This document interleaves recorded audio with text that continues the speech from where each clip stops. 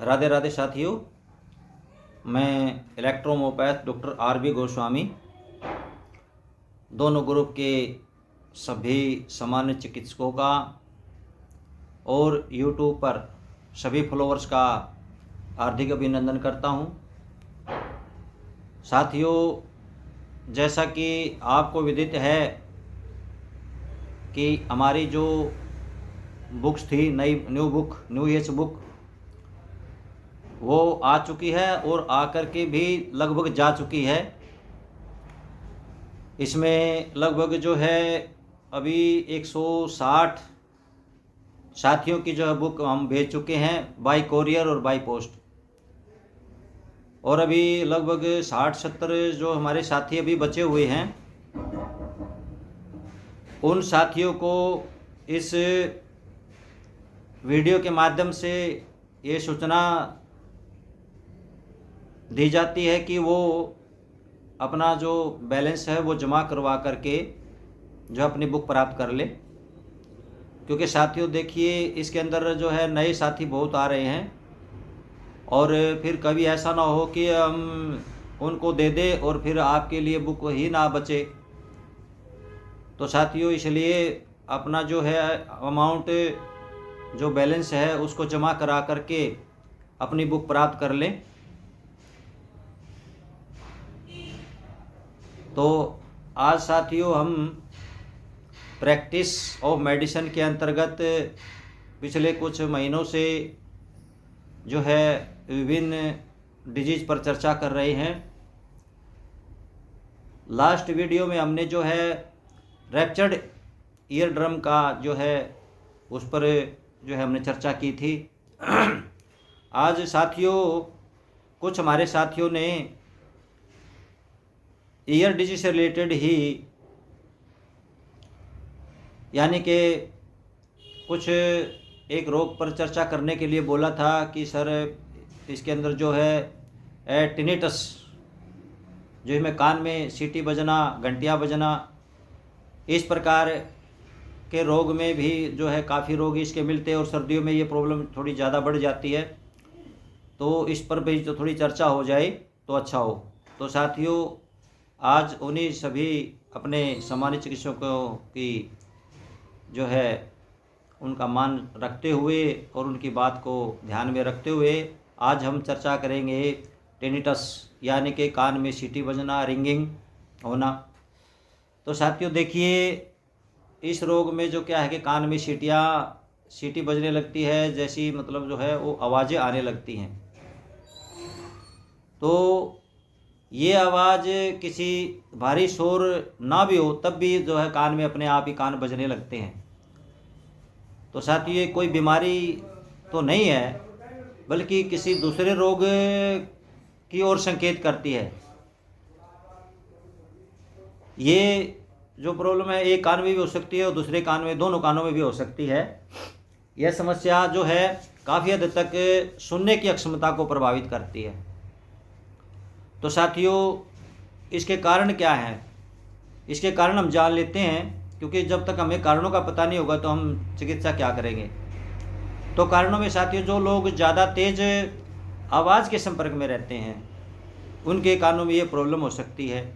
दूसरा जो है बीच के कान, जो मध्य कान होता है, जैसे कान के 3 पार्ट मैंने बताए हैं आपको, एक्सटर्नल, इंटरनल और मिडल।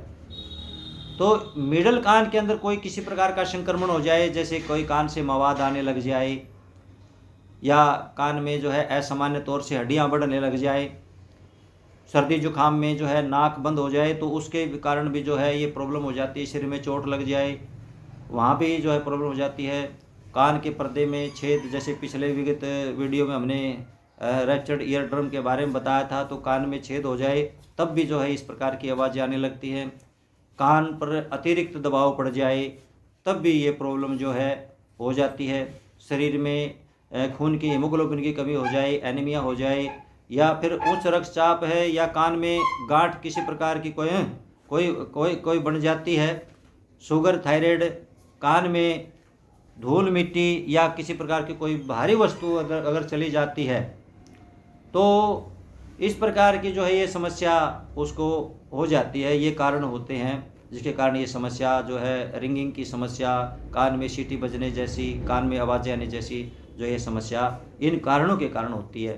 तो साथियों लक्षण क्या है इसके, देखिए लक्षण कान में जैसे खुजली वगैरह या झुंझुनाहट वगैरह होना, और ऐसे लगता है जैसे आवाज़ ऐसी कोई तेज़ ध्वनि मतलब होती है, जैसे कान के अंदर कोई तेज़ आवाज़ जैसी ध्वनि क्रिएट हो रही हो, कान में घंटियाँ बजने लगती हैं। और सिर में जो है हमने रोगियों में देखा कि सिर में तेज़ दर्द भी होने लगता है ऐसे रोगियों को। आवाज़ में जो है कभी ऊंचा सुनाई देने लगता है, कभी जो है नॉर्मल सुनाई देने लगता है, तो ऐसे हो जाता है। और रात में देखिए सन्नाटा रहता है, रात में सन्नाटे में भी जो है कान के अंदर आवाज़ें आने लगती हैं, और कान का बेवजह गूंजना यानी कि बेवजह जो है गूंजने लगता है। तो इस प्रकार के जो लक्षण हैं वो जो है टिनिटस डिजीज के होते हैं, या रिंगिंग के होते हैं, या कान में जो है सीटी बजना जैसे ये लक्षण पाए जाते हैं। तो साथियों इसमें हम ट्रीटमेंट क्या करना है, देखिए जो कारण है उस कारण को पहले आपने खोजना है, और उस कारण को खोज करके उसका ट्रीटमेंट करना है। यदि कान में सिस्ट है तो उसका आपने करना है, यदि कान में मवाद है तो उसका आपने इलाज करना है, यदि कान के पर्दे में छेद है तो उसका आपको एक्स्ट्रा इलाज करना पड़ेगा। तो साथियों इस प्रकार से जो हैं, या हड्डी बढ़ जाए, तो इस जो भी कारण है पहले उस कारण को देखना होगा, तब उसकी चिकित्सा करनी होगी। तो इसमें हम क्या दे सकते हैं साथियों, तो इसके अंदर जो हमने साथियों इन्फेक्शन जो है कान में मवाद आना, उसको लक्षण जो कारण मान करके हमने इसका ट्रीटमेंट यहाँ पर लिखा है। और बाकी जो आपको अलग कारण कोई आते हैं तो उसमें हमने उसकी मेडिसिन अलग से मिलानी होगी। तो यहाँ पर हमने जो देखिए हमारे BPVC और ब्लू इलेक्ट्रिसिटी, यहाँ पर हमने ये 3 औषधियों का एक 30 ml में प्रयोग किया है। BP की 20 ड्रॉप है, BC की 10 ड्रॉप हैं, और जो ब्लू इलेक्ट्रिसिटी है उसकी भी 20 ड्रॉप हमने यहाँ पर ली है, और 30 ml में डाल करके बाकी का उसके अंदर डिस्टिल वाटर डाला है। तो उसमें से 10-10 बूंद दिन में 4 बार रोगी को देना है। और दूसरी साथियों यहाँ पर देखिए सिस्ट, यहाँ पर जो दूसरी हमारी स्ट्रक्चरल मेडिसिन है, इसमें ये सिस्ट में भी काम करेगी, कान में अगर मवाद है तो उसमें भी काम करेगी, कान में अगर सूजन है तो उसमें भी काम करेगी, कान में अगर दर्द है तो वहाँ पर भी ये काम करेगी।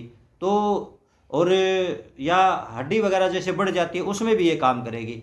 तो साथियों इस प्रकार से जो हमने दूसरा जो कंपोजिशन यहाँ पर लिया है वो C3 विनिरियोवन और GE का जो है यहाँ हमने प्रयोग किया है, और इसकी जो D4 से 4-4 बूंदें हमने यहाँ पर ली हैं 30 ml के अंदर, बाकी का उसके अंदर डिस्टिल वाटर मिलाया है, और 10-10 बूंद 2-2 घंटे पर जो है इसका प्रयोग कराना है साथियों।